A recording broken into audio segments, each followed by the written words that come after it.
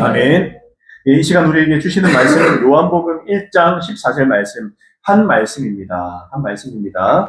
예, 요한복음 1장 14절 말씀입니다.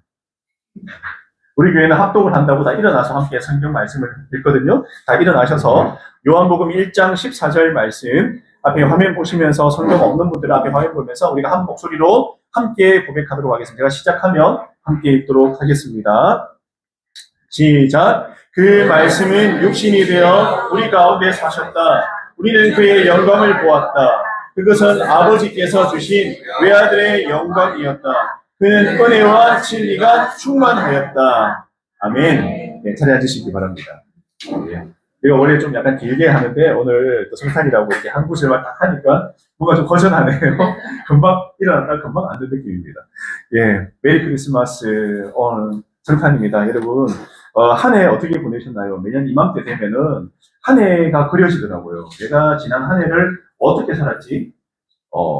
특히 우리 교회 같은 경우에는 한 해가 너무 빨리 간 것 같아요. 벌써 지난 성탄을 맞은 게 바로 엊그제 같은데, 어저께 저희들이 또 강북교에서 가서, 강북동에 가서 트리 축제도 보고 이렇게 하면서 사진도 찍고 하면서, 지난 1년이 너무 빨리 갔구나. 그리고 지난 1년간 주님께서 주신 은혜가 참 충만하구나 라는 것을 각자 또 깨닫고 이렇게 돌아온 그런 시간이었습니다. 그리고 이렇게 모여서 함께 또 예배 드리는 이 시간이 정말 축복된 시간이고 감사한 시간이라고 생각합니다. 특히 우리 고주 식구들도 오셔가지고 오늘 함께해서 더욱이 반갑고 얘기만 듣던 전설의 그런 분들을 만난 느낌인데요. 할머니 통해서 하도 얘기를 많이 듣고 기도해달라고 해서 함께 기도하고 있는데 오늘 신부를 또 이렇게 영접하고 나니까 또 감사한 생각이 듭니다. 너무 반갑고 우리 고주 식구들 건강을 위해서 함께 계속해서 기도하도록 하겠습니다.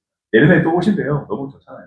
오늘 또 1년 후에 또 배울 수 있으니까 함께 반갑게 또 그때까지 서로 기도해주고 서로 안부도 묻고 또 건강하게 또 만날 수 있으면 좋겠다 싶습니다. 우리가 기쁘다 구주 오셨네 만백성 맞으라 우리가 이렇게 찬양을 많이 해요. 이 해만 되면 우리가 가장 많이 부르는 찬양이잖아요. 전 세계 크리스찬들이 1년 가운데 가장 기다리고 설레는 절기가 있다면 단연 성탄절이라고 말하고 싶습니다. 저는 개인적으로 부활절이 더 크다고 생각하거든요. 부활절이. 왜냐하면 우리 성도의 가장 중요한 게 예수 부활이기 때문에 저는 부활절이라 생각하지만 함께 즐기고 설레는 절기라 생각한다면 또 신자든 비신자든 모두 즐거운 절기가 성탄이기 때문에 특별한 의미가 있지 않을까 생각합니다. 성탄절은 우리 크리스찬들뿐만 아니라 비그리스도인들도 함께 설레고 함께 즐겁고 참 좋다라는 이야기를 많이 들었어요. 예수 안 믿는 분들도 이상하게 12월만 되면 설렌다고 이렇게 얘기를 많이 하더라고요. 아마 하나님께서 특별히 사람의 마음속에 메커니즘을 넣어주신 것 같아요. 성탄만 되면 어떻게 해요? 설레라. 이렇게. 왜? 너희를 위해서 보내준 내 외아들인 예수를 기념하는 날입니다. 비신자든 신자든 그 마음에 두근거림과 설레임이 있을 거야 라고 하는 거죠. 어저께 여러분들 또 확인했잖아요. 강북동 가니까 우리 그리스도인들만 있던가요? 아니요. 대다수가 예수 믿지 않는 비그리스도인들이 엄청 많았어요.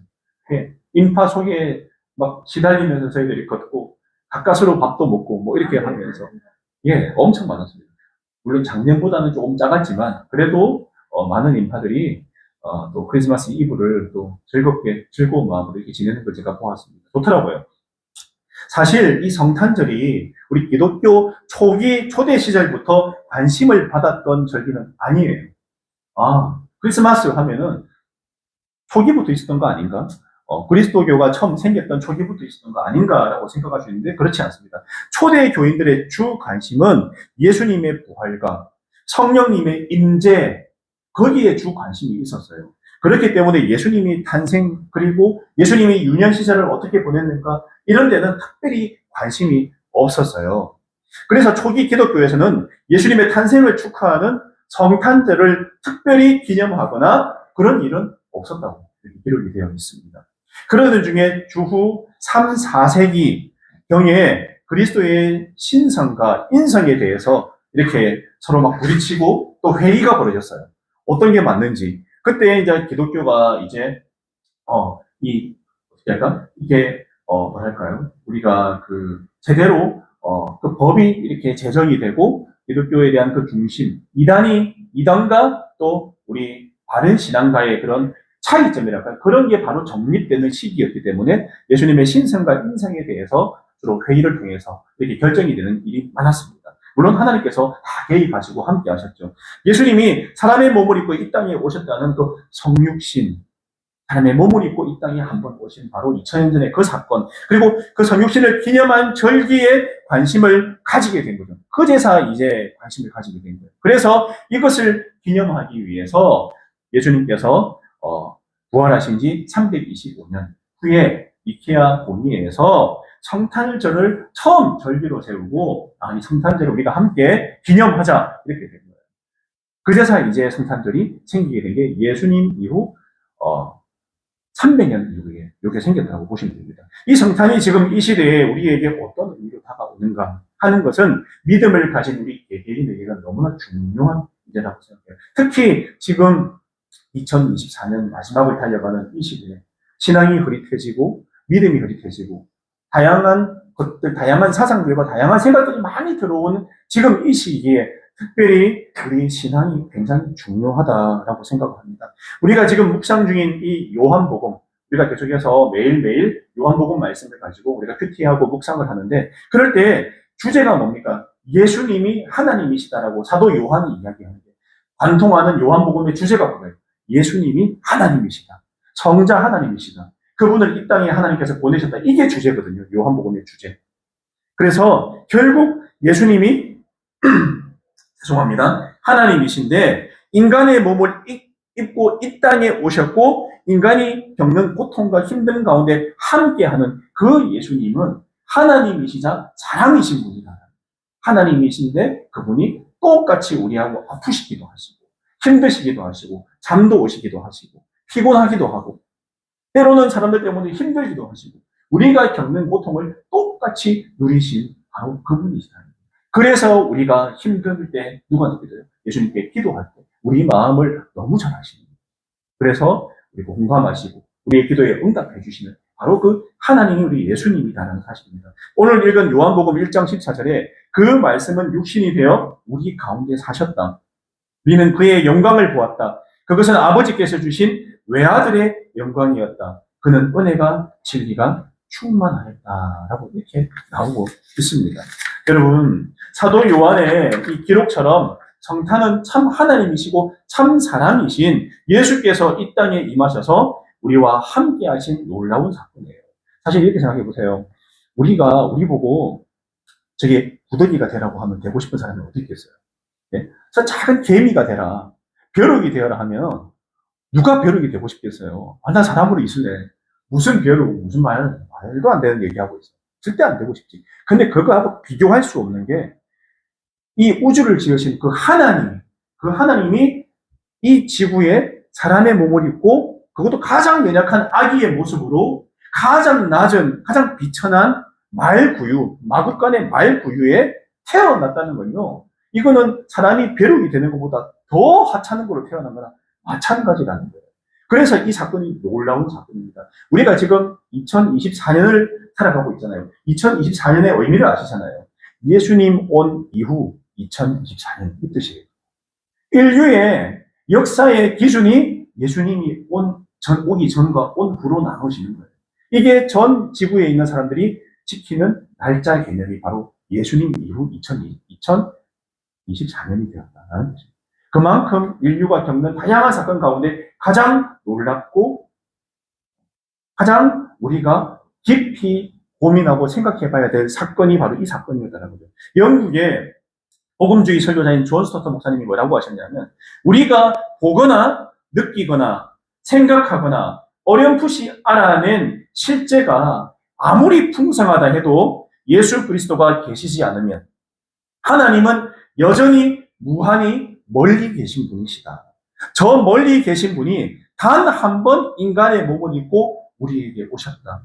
영원하신 하나님이 말씀이 실제로 인간이 되어 우리 가운데 사셨다. 라고 이렇게 존 스토트 목사님께서 이렇게 말씀을 해 주셨어요. 예수님께서 우리에게는 어떤 의미일까? 저는 이렇게 물어보고 싶어요. 여러분에게 예수님은 어떤 의미일까? 이렇게 물어보고 싶습니다. 우리가 2000년 전에 이 땅에 오신 예수님은 나에게 어떤 의미로 다가오는가? 우리 성탄절에 한번 물어봐야 되지 않을까요? 우리가 교회 다니고 우리가 신앙생활 할 때 중요한 게 바로 이 질문인데, 우리는 가끔 삶에 너무 찌들고 삶에 이렇게 스며들어 살다 보니까 이 질문을 못할 때가 많아요.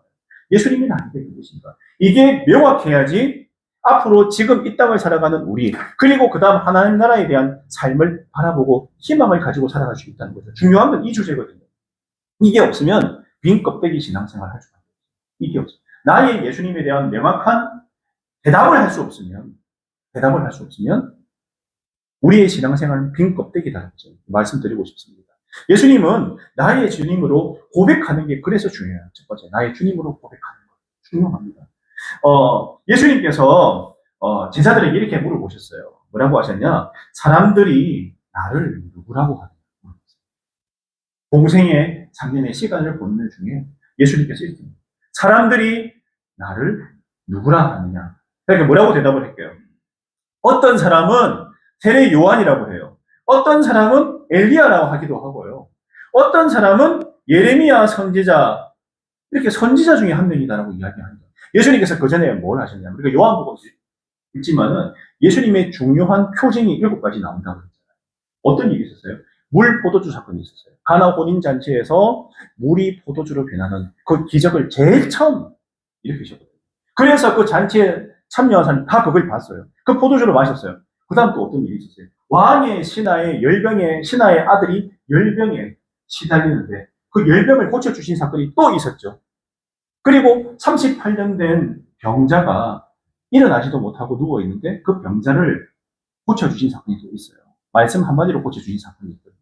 그리고 지난주에 오병이어 사건이 있잖아요.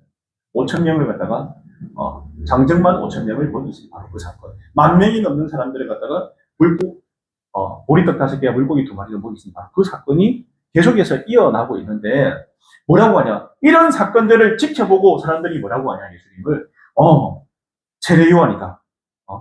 선지자다. 하나님께로부터 온 바로 그 놀라운 예언자 선지자다. 그렇게 이야기를 고백하고 있습니다. 그러니까 예수님은 뭐라고 하셨냐? 이번에는 그의 12 제자들에게 질문해요. 사람들은 나를 뭐라고 하느냐? 먼저 물어보고. 그 사람들이라고 하면 일반적인 사람들. 나의 기적을 체험한 사람들이 뭐라고 하느냐? 그냥 이렇게 대답하는데, 제자들에게 물어봤어요. 너희는 나를 누구냐? 너희는. 이게 중요합니다. 특별히 제자들에게 물어본 이유가 있어요. 그 제자가 누굴까요? 예수를 나의 주님으로 고백한 그 사람들에게 너는 나를 누구라고 얘기하니? 세상 사람들은 나를 세계 3대 성인 중에 한 명이고 놀라운 사람이고 좋은 사람이고 착한 분이고 선한 사람이라고 이렇게 다들 대답을 하는데, 물어보는데 너희들이 그 대답을 들었지 않냐? 그런데 지금 앞에 있는 너희들은 예수님의 제자들은 나를 누구라고 하냐? 이렇게 질문을 하더라고요. 예수님 다시 질문을 하셨어요. 그러니까 제자들 중에 사도 베드로가 주는 그리스도시요 살아계신 하나님의 아들이십니다. 그리스도는 주님, 구원자, 왕, 이런 주는 왕이십니다. 주는 메시아십니다. 구원자십니다. 그리고 하나님의 아들이십니다. 이렇게 고백을 합니다. 예수님께서 정확하게 고백을 해보고 얘기를 하시고, 너의 고백이 정확해. 세상 사람들은 나를 그냥 즐겁게 좋은 사람으로, 성인으로 하지만 나는 그렇지 않다고 말씀하고 계십니다. 올바른 신앙은 올바른 고백에서 시작하게 돼요. 내가 어떤 신앙을 가지고 있는가는 내 입에서, 내 마음에서 어떤 고백을 할 수 있는가로 판가름 난다는 거예요. 예수님께서 지금 앉아있는 여러분들에게 물어보신다. 너는 나를 누구라고 생각하느냐고 물어보면 여러분들 뭐라고 대답하시겠어요? 이 대답이 나오는 게 굉장히 중요해요. 예수님을 한밤중에 찾아왔던 니고데모가 원래는 이 고백이 안 됐어요. 그냥 예수님을 좋은 선지자 정도로 생각했는데 나중에 어떻게 됐다고요? 순교했어요. 순교. 예수님이 누구신지 알고 나고 나서 목숨까지 던졌어요. 내 목숨이 뭐가 중요하냐? 영원한 천국을 소유한 하나님의 아들이신 저분을 믿을 때 내가 영원한 생명을 얻을 수 있는데, 지금 내가 여기서 이렇게 나의 목표만을 향해서 달려가는 내 인생이 과연 맞을까라는 본인 자신과의 부딪힘과 고민이 있고, 그 이후에 예수님을 인격적으로 만난 이후에 그의 인생이 바뀌게 된다. 니고데모뿐만 아니라 이 12명의 제자도 그렇고 다들 인생이 뒤바뀌게 된다는 거죠. 그래서 2000년 전에 오신 그 예수님을 만나고 변화가 있는 게 정상이에요. 정상이에요. 아직 그렇지 못한 고백을 하고 있다면 기도해야죠. 예수님, 나에게 정말 믿을 수 있는 믿음 주세요. 믿음 주세요. 하고 우리가 고백하고 내어 달리는 게 필요하다. 그럴 때 예수님께서 실제적으로 도움을 주십니다. 실제적으로. 왜 살아계신 하나님이시니까요. 여러분, 내 안에 성령께서 나를 통해서 일하시고 이 고백을 꼭 하게 하십니다. 그리고 예수님이 3장 16절에 뭐라고 하시느냐. 우리가 유명한 요한복음 3장 16절 제가 읽겠습니다. 하나님께서 세상을 이처럼 사랑하셔서 외아들을 주셨으니 이는 그를 믿는 사람마다 멸망하지 않고 영생을 얻게 하려는 것이다. 이게 예수님께서 이 땅에 오신 이유예요. 하나님께서 세상을 이처럼 사랑하신다. 우리 모두를 너무 사랑하시기 때문에 외아들을 주셨다. 이는 그를 믿는 자마다 멸망하지 않고 영생을 얻게 하려 하신다는 거죠. 여러분, 제가 예수 영접 모임하고 또 생명의 삶 할 때 얘기합니다. 우리가 살아가는 이 인생이 몇 생이라고요? 3생이라고 제가 말씀드렸죠. 어머니 뱃속에서의 1생, 그리고 2생, 이 땅에서의 2생. 이 땅에서 우리가 80평생, 90평생 살아가고, 그 다음 마지막은 영원한 하나님 나라 천국을 바라보고 살아가는 그 천국을 바라보게 된다. 근데 우리가 지금 따라가는 이 땅에서는 너무 이 땅의 것에 관심 많고, 이 땅의 것에만 점철된 삶을 살아가고 있다는 거예요. 그렇게 하다 보니까 우리가 그 다음 생이 있다는 것, 영원한 생명이 있다는 것, 그 영원한 생명을 위해서 예수님께서 이 땅에 오셔서 우리 인간이 해결할 수 없는 한평생 살아가면서 우리가 죄를 지으면서 살아갈 수밖에 없는 그 죄의 문제를 어떻게 해결할 수가 없는데 그 문제 해결하려고 오셨다고 요한복음 3장 16절에서 말씀하고 있는 거예요. 그 문제, 그 누구도 해결할 수 없다. 여러분, 장님이 장님을 인도할 수 있습니까? 없어요. 죄인이 죄의 문제, 다른 사람의 죄의 문제를 해결해 줄 수 있습니까? 없어요. 그래서 완전하신 하나님이 이 땅에 오실 수밖에 없었다는 거죠. 2000년 전에. 그래서 우리 각자의 죄의 문제를 해결해 주려고 이 땅에 왔지. 뭐 다른 거 부귀 영화를 누리고 내가 부자 되고 내가 이 땅의 왕이 되고 그거 위해서 이 땅에 오지 않으셨다는 거예요. 여러분, 아까 전에 말했지만 예수님께서 여러 기적을 행할 때 이스라엘에서는 뭐라고 했냐? 예수님을 왕으로 세우려고 했어요. 어떻게 해요? 로마 제국으로부터 이스라엘을 독립시켜줄 엄청난 능력을 가진 왕으로 예수님을 세우려고 했는데 예수님이 어떻게 하셨어요? 그 자리를 피했어요. 다른 지역으로 옮기셨어요. 왜냐하면 본인이 진짜 해야 될 일은 왕으로 서는 것, 부귀 영화를 누리는 것, 떵떵거리는 것, 내가 이 땅에서 잘 되고 배부른 게 아니라는 거예요. 예수님께서 오신 이유는 내가 너희들을 위해서. 하나님이 너희들을 이처럼 사랑하사 독생자인 나를 너희들에게 보낸 거야. 내가 온 이유는 명확해. 너희들 생명을 위해서, 너희들 살리기 위해서, 너희들 영원한 천국에 보내기 위해서 내가 이 땅에 왔지, 이 땅에서 내가 잘 먹고 잘 살려고 온 거 아니야. 그렇게 한다면 예수님을 믿는 우리의 삶은 어떻게 돼야 됩니까? 예수님을 나의 주님으로 영접하고 입으로 고백한, 베드로의 고백을 한 우리는 어떻게 살아가야 될 것인가? 그 삶은 명확해요. 예수님의 제자다운 삶이죠. 그리고 누가 물어보면은 바늘로 찌르면 바로 따가워하게 하죠. 찌르면 주는 그리스도시요 살아계신 하나님의 아들입니다. 고백을 할 줄 아는 그런 믿음을 소유한 여러분이라면 이 세상에서 성공한 인생이라 생각을 합니다. 여러분 허무하잖아요. 아까 전에 제가 우리 병희 이모님하고 얘기했는데 어느새 나이가 50이에요. 허무합니다. 인생 금방입니다. 내일 일 몰라요. 우리 내일 일 몰라요. 내일 무슨 사고가 날 수도 있고요. 아플 수도 있고요. 모르잖아요.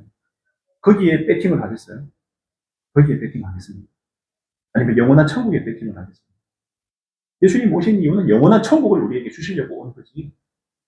다른 이유 아니에요.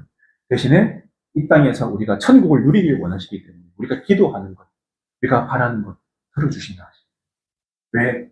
우리는 하나님의 자녀가 된다. 중생하고 예수를 나의 주님으로 고백하고 하나님의 자녀가 되면 하나님의 자녀로 관계가 묶이게 되기 때문에 우리가 기도하는 것, 내가 바라는 것 하나님께서 들어주신다는 거예요. 물론 이게 뭐 무속신앙같이 그렇게 들어주는 거 아니에요. 하나님 보시기에 그거는 해로워.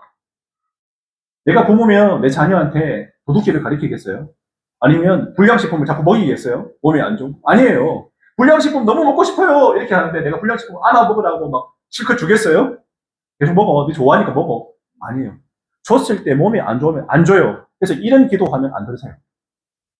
무조건 다 들어주시는 요술 램프 진이가 아니거든요. 아니다 싶으면 안 들어줍니다. 네. 안 들어줄 때는 이유가 있어요. 여기까지 나가요. 아, 그렇구나. 내가 기도했는데 지금 당장 안 들어주시네? 그러면 나중에 들어주시면 되나 생각할 수 있고, 첫 번째. 두 번째, 안 좋으니까 안 들어주시는 거구나. 내한테 안 좋으니까, 복이니까. 이 길 가지 말라고 막으시는구나. 그렇게 생각하시는 거예요. 그래서 우리가 살아가실 때, 기도하실 때, 때로는, 와, 내가 이렇게 기도하는데 왜 안 들어주시지? 하나님 살아계신가? 진짜 맞나? 나 사랑하는 거 맞아? 이런 얘기 많습니다. 아니에요. 그게 아니고 나한테 안 좋으니까. 아니, 지금 말고 다음이 더 좋으니까. 기다려요. 기다려. 너 기다려. 나중에 내가 들어줄게. 지금은 아니야. 이게 신앙생활 가운데 우리가 예수님을 체험하는 거예요. 경험하는 거예요. 네, 바뀌어요. 또 말씀 통해서 말씀을 읽다 보면은 그런 메시지들을 명확하게 전해주고 있어요. 아, 인생이 뭔가, 사람이 뭔가, 어떻게 살 것인가. 명확하게 가르쳐 주거든요. 그래서 예수님께서 2000년 전에 이것을 알려주기 위해서 오신 거예요. 아, 너희들 외롭지 않아. 괜찮아. 너희들 망하라고 내버려둘 거 아니야. 라고 하시잖아요. 제가 저번에도 말씀드렸지만 예레미야서를 새벽에 묵상하고 있는데 이스라엘 백성이 이런 말인 것이면 엉망이거든요. 도대체 하나님께서 구원하신 백성답지 않아요. 엉망이에요. 삶이 엉망이에요. 한마디로 엉망. 뭐라고 하면은 다시 돌아가요. 그때만 알겠습니다. 근데 다시 돌아가. 뭐라고 하면 다시 돌아가. 이게 엄청난 오랜 시간 동안 반복되면 나 같으면 뭐라고 했어요? 포기할 것 같아. 아, 이제 그냥 집에 쫓아내야겠다. 도저히 같이 못 살겠다. 이럴 정도로 엉망이었어요. 근데 제가 들여다보고 있어요. 나 같은 거예요. 나도 그렇네. 아, 잘못했습니다. 기도해놓고는 또 그러고, 또 그러고. 사람의 삶이 그렇구나. 왜? 내 안에 죄가 많아요. 내가 하고 싶은 욕심이 있고, 내가 하나님 되고 싶고, 내가 내 인생의 주인이 되고 싶고, 내가 내 마음대로 하고 싶은 마음이 내 안에 있기 때문에, 내가 목자기 때문에 그렇게 사는 거구나. 그게 인생이구나 싶은데, 그렇다고 할 때 하나님께서 나를 포기하시느냐? 그렇지 않더라고요. 예레미야서 보니까. 그렇게 엉망일 때 하나님께서 어떻게 하시느냐? 바벨론 제국에 70년 동안의 노예로 보내버려요. 그리고 나서 그 노예로 보낸 이유가 뭐냐면은, 가서, 철저하게 하나님 앞에 돌이키고, 회개하고, 우리가 주인인지 알고 살았는데, 하나님이 아니라 바알이 하나님인 줄 알고 살았는데, 아세라가 하나님인 줄 알고 살았는데, 그게 아니었네요. 고난 가운데 들어가 버리니까 그걸 깨닫게 되더라고요. 하나님이셨네요. 잘못 알았네. 저희들이 잘못했습니다. 그거를 70년 동안의 그 노예 생활 가운데 알게 되고, 70년 후에 정확하게 예언되어 있어요. 70년 후에 돌리리라, 데리고 오리라. 그 70년 후에 다시 돌아왔어요. 예루살렘으로. 돌아왔어요. 정확하게. 때로는 우리가 고난 가운데 힘든 가운데 있을 때 하나님이 결코 우리를 내버려 두고 버리는 게 아니잖아요. 때로는 이런 말 하잖아요. 하나님이 어디 있냐고. 내가 이렇게 힘든데, 이렇게 괴로운데, 이렇게 고난 가운데 있는데, 우리 인생이 다 좋은 일만 있는 거 아니잖아요. 그럴 때 우리는 어떻게 그 고난을 받아들일까? 고난을 받아들일까? 하나님께서 지금 나를 돌이키기 위해서, 깨닫게 하시기 위해서 이런 고난을 주셨군요.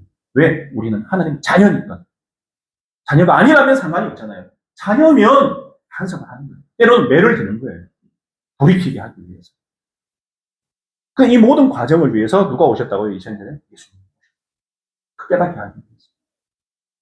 우리 인생이 더 이상 내가 주인이 아니고 예수님께서 나의 주인이시구나. 주님이시구나. 오늘 베드로의 고백처럼 주는 그리스도시요. 살아계신 하나님이십니다. 이 고백이 진정으로 내 안에 나온다면 내 인생을 주님께 온전히 드릴 수 있고 그분의 이끄신 대로 살아갈 수 있다는 생각을 꼭 하시기 바랍니다. 말씀 마쳤는데요. 여러분, 2000년 전에 오신 그 예수님이 누구시냐고요? 나의 주님이십니다. 그리고 그리스도십니다. 살아계신 하나님의 아들이십니다. 이 고백이 우리 삶 가운데 반드시 일어나시길 바랍니다. 아니면 그냥 즐거운 성탄절로 끝나버려요. 세상 사람들하고 똑같아요. 그냥 즐기고 먹고 마시고 재밌게 지내고 그냥 지나가면 끝.